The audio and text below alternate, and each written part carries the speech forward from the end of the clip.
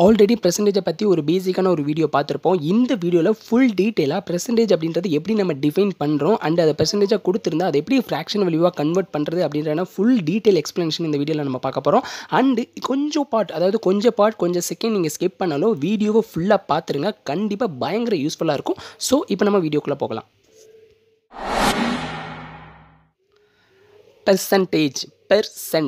Percent அதாவது அந்த பெருன்றது என்னன்னு பார்த்துருப்போம். பெர் ஹவர் பெர் செகண்ட் சொல்லியிருப்போம்ல. அதாவது பெருனா ஈச் அல்லது single part, each and every part அப்படின்ற அந்த கான்செப்டை கொண்டு வரும். அப்போ சென்ட் அப்படின்றது 100. So each and every part எல்லா சிங்கிள் பார்ட்டையும் நான் வந்து 100ஆக கன்சிடர் பண்ணிக்கிறேன். அதாவது சிம்பிளாக சொல்லணும்னா எவ்வளோ பெரிய லார்ஜ் அமௌண்ட் இல்லை எவ்வளோ பெரிய நம்பராக இருந்தாலும் அதை நான் 100க்கு கன்வெர்ட் பண்ணிவிட்டு 100க்கு எத்தனை பர்சன்டேஜ் அப்படின்றத சிம்பிளாக முடிச்சிடுவேன். அவ்வளோதான். ஸோ இப்போ அதில் எனக்கு மொத்த டேட்டாவும் வந்து கால்குலேட் ஆயிரும். ஸோ இப்போ இதுதான் பெர்சென்ட் அதாவது each and every part, each part of 100 அப்படின்னு சொல்லிட்டு நம்ம சொல்லலாம். ஸோ இன்னும் இதை சிம்பிளாக சொல்லணும்னா ஒரு பானை சோற்றுக்கு ஒரு சோறு பதம் அப்படின்னு சொல்லிட்டு சொல்லுவோம் தெரியுமா. அந்த பழமொழி ஈக்குவல் தான். ஸோ அப்போ அங்கே பதம் இங்கே சதம், அவ்வளோதான்.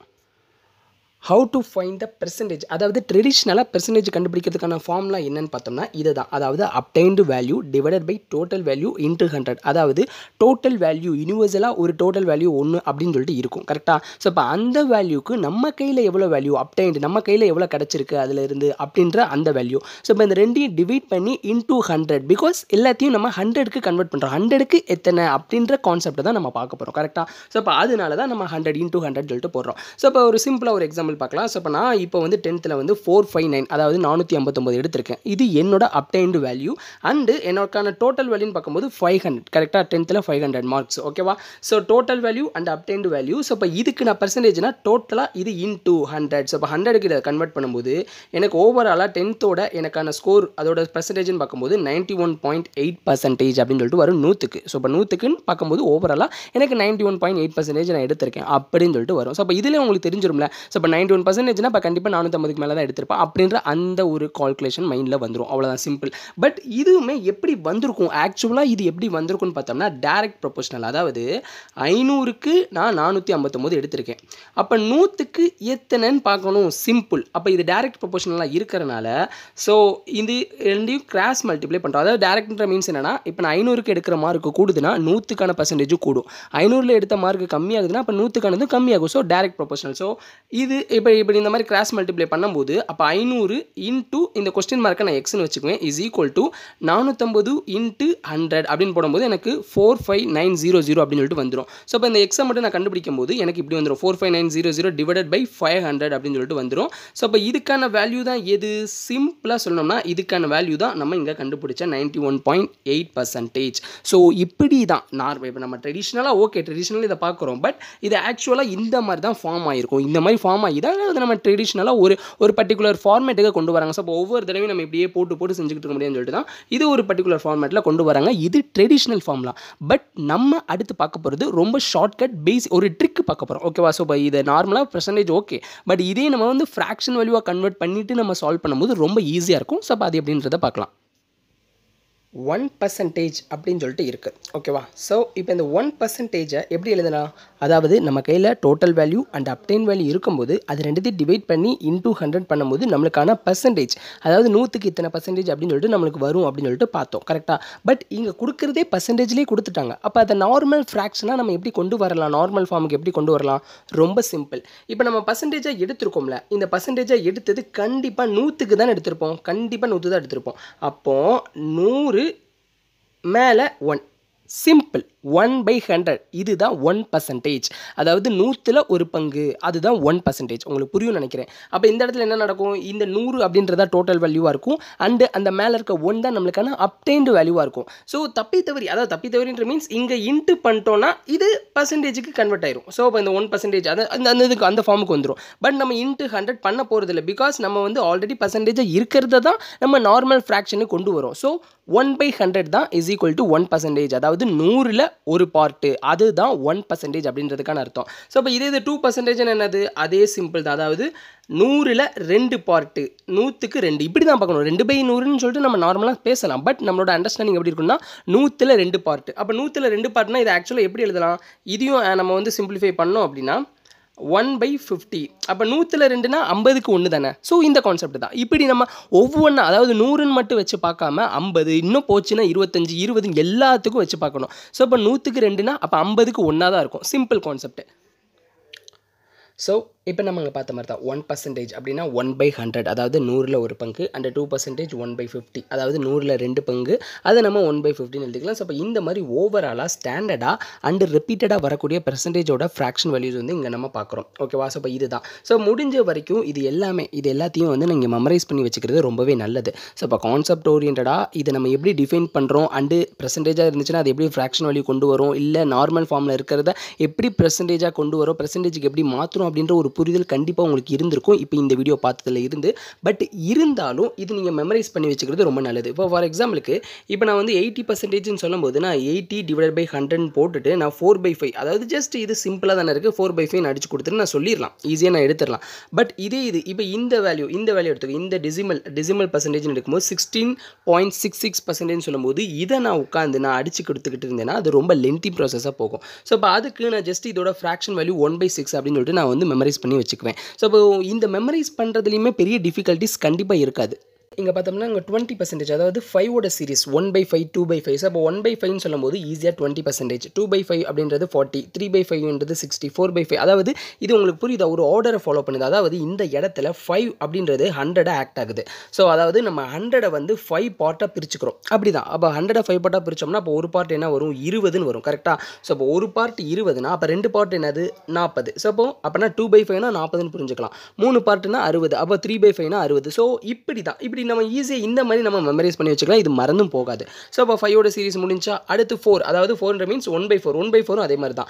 அப்போ 1/4ன்னு என்ன அர்த்தம், 4 அந்த 100 வந்து 4 பார்ட்டாக பிரிக்கிறோம். அப்போ ஒரு பார்ட் தான் 25.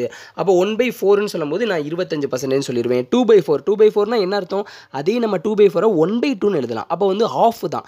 அப்போ ஹாஃப் பர்சன்டேஜ்னா 50 தான். அதே சிம்பிள் கான்செப்ட் தான். அடுத்து 3/4னா முக்கால் பர்சன்டேஜ். கரெக்டாக? முக்கால் 3/4ன்றது. அப்போ அது 75%ன்னு சொல்லிட்டு ஈஸியாக புரிஞ்சுக்கலாம். ஸோ இப்போ இந்த மாதிரி மெமரைஸ் பண்ணிடலாம். அண்டு இந்த இதை பாருங்களேன், அதாவது 120% 100 தாண்டி போகுது 120%. இதை எப்படி புரிஞ்சுக்கிறது, இப்போ நம்ம இங்கே பார்த்தோம் 5 பார்ட்டு, அதாவது 5 பார்ட்டை நான் 100ன்னு வச்சுருந்தேன். கரெக்டாக? அப்போ ஒரு பார்ட் என்னது 20. இப்போ இங்கே என்ன நடக்குது, இந்த ரெண்டையும் கூட்டி தானே 120 வந்துருக்கு.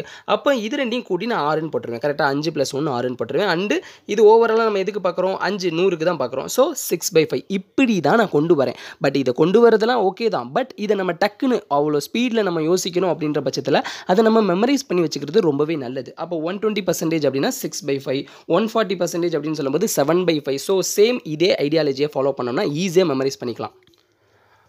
அடுத்து 3 சீரிஸ் அதாவது 1/3 2/3. ஸோ இது எல்லாமே இப்படி தான் ஃபாலோ ஆகும். 33.33 அண்ட் இது 2/3ன்னு சொல்லும்போது 66.66 அதாவது 2ஆல் மல்டிப்ளேட் ஆகுது.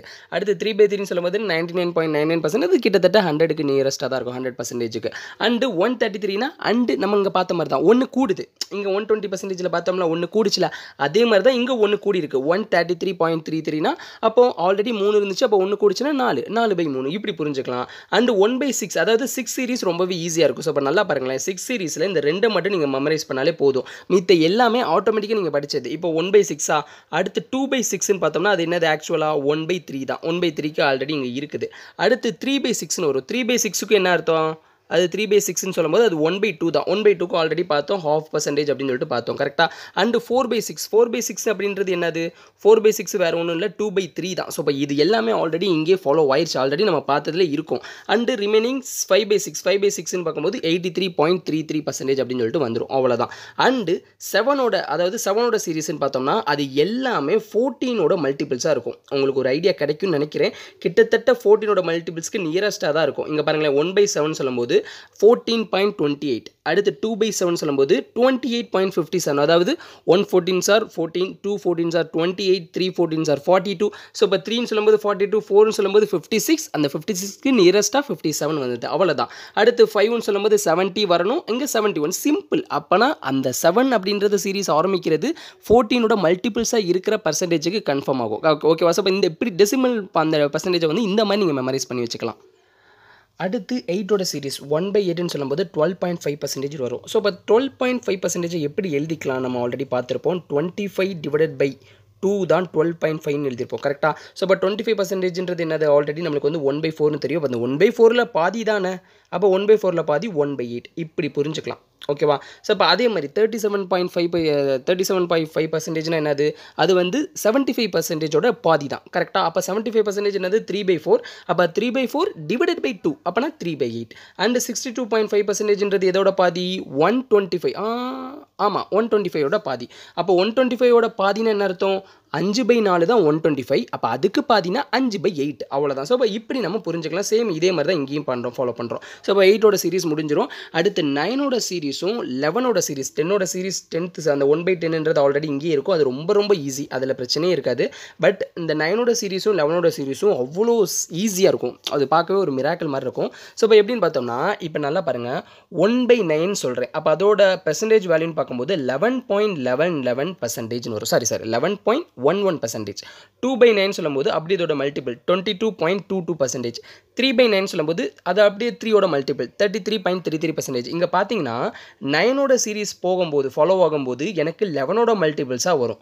அப்படியே 11ஓட சீரிஸ் ஃபாலோ ஆகும்போது எனக்கு 9ஓட மல்டிபிள்ஸாக என்னோட பர்சன்டேஜ் வரும். அவ்வளோதான், சிம்பிளாக இதை நீங்கள் மெமரைஸ் பண்ணி வச்சுக்கலாம்.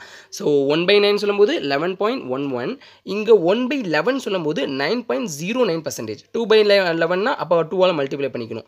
3/11னா அப்போ 3ஆல். ஸோ இப்போ இது ஃபுல்லாமே பாருங்களேன், ஒரு பயங்கரமான ஒரு நேச்சுரல் ஃபினாமினன் மாதிரி இருக்குது, தெரியுது உங்களுக்கு. ஸோ இப்போ 9ஓட சீரிஸில் ஃப்ராக்ஷன் வேல்யூ ஆரம்பிக்குதுன்னா அப்போ கண்டிப்பாக அதுக்கான பர்சன்டேஜ் வேல்யூ வந்து நம்மளுக்கு 11ஓட சீரிஸ் 11ஓட மல்டிபிளாக இருக்கும். அண்டு 11ஓட சீரிஸில் எனக்கு ஃப்ராக்ஷன் வேல்யூ ஆரம்பிக்குதுன்னா அப்போ அதோட பர்சன்டேஜோட வேல்யூஸ் வந்து 9ஓட மல்டிபிள்ஸாக இருக்கும். அவ்வளோதான், இப்படி ஈஸியாக நீங்கள் புரிஞ்சு வச்சுக்கலாம்.